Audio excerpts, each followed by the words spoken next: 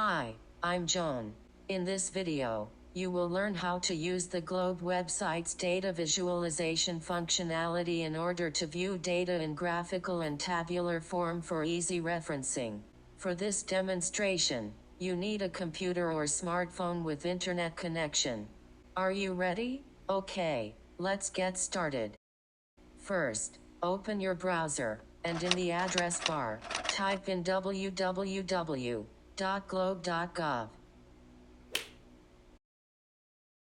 This will take you to the Globe Programs website. Next, go to and click the Globe Data tab on the menu.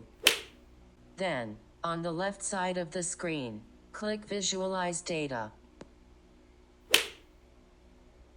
Now, at the center of the screen, click Visualization System.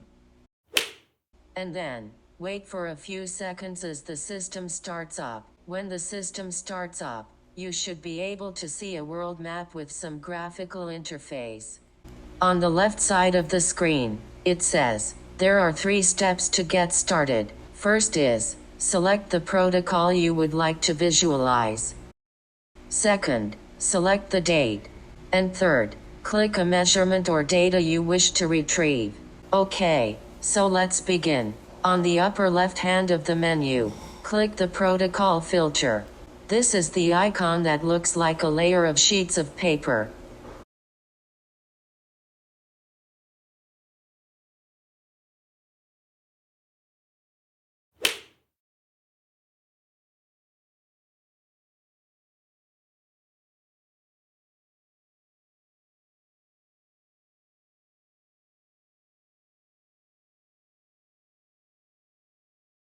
But, for this demonstration we will choose the pedosphere or soil protocol. So, click on that.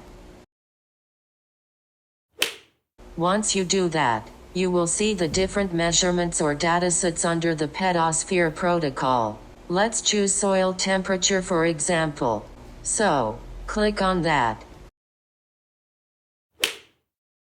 Recall that in our last video we learned how to collect soil sample at 5 centimeters and 10 centimeters depth. So, to be consistent, select the 5 centimeters and 10 centimeters options.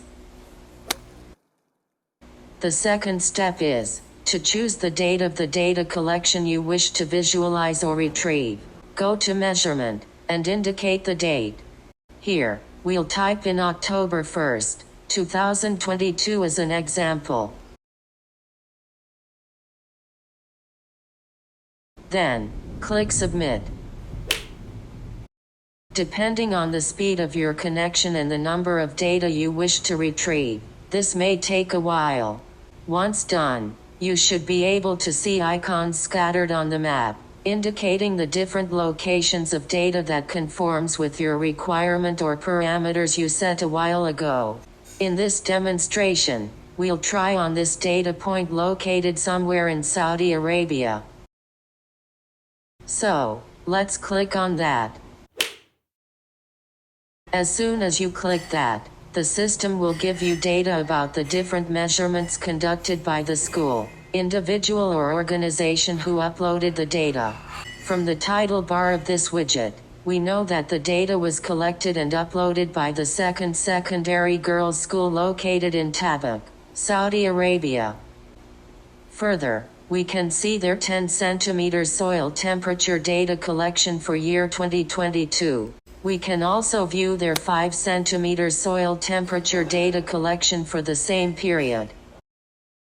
If we click the Data Count tab, we can see the total number of observations they made for year 2022. By clicking the school info, we can know about the school.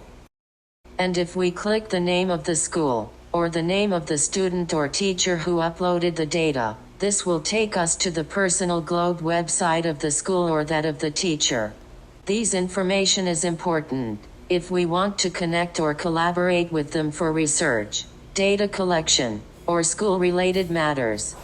If you click the site info, this will give us information about the data collection site's GPS coordinates. elevation, and others. Lastly, if you click the Photos tab, you should be able to see photos uploaded into the system. But in this case, no photos were uploaded. Okay, let's close this tab momentarily and explore the system's other functionalities.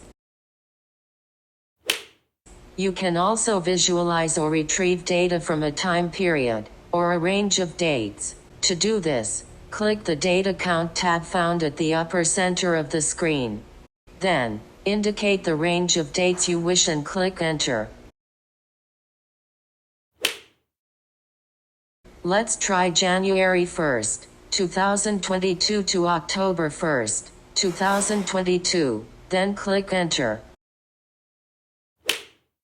The system automatically updates the result. Again, depending on the speed of your connection and the number of data that you are retrieving, this may take a few seconds. On the upper left-hand corner of the screen, you can view the system's status. If you see a rotating circular arrow, it means that the system is still loading the data. Okay, now, the system has finished loading and updating the results. As you can see, now, we have more data points than before. That's because we demanded for more data from a longer time period. This time, let's check on Taiwan. So, go and click one of the data icons above Taiwan, and just quickly browse through some of their data and measurements, as we did before.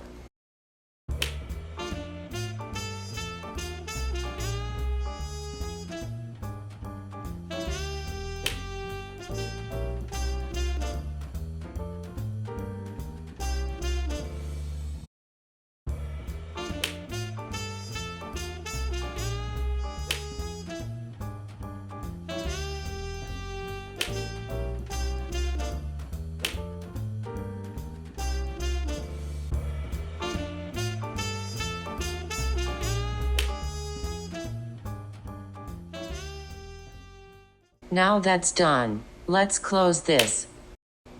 You can also zoom the map up to street level. That way you can have a better visual of the location of the site or of the school. Let's try this. On the right, click the plus sign to zoom in, or the minus sign to zoom out. You may have to keep on recentering your map as you zoom in, so that your subject location remains in the center of the screen for better visual.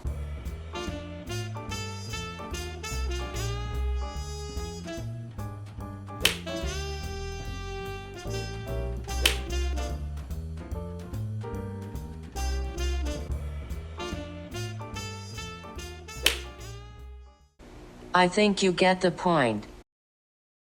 You can also add more filters or data criteria to suit your requirement. To do this, go to the widget tabs found on the left side of the screen. Click Filters, the icon that looks like a funnel. Here, you can specify a data range, a location, or multiple location, or elevation. You can also click the Multi-Site Plots tab to specify a data range or graphing style.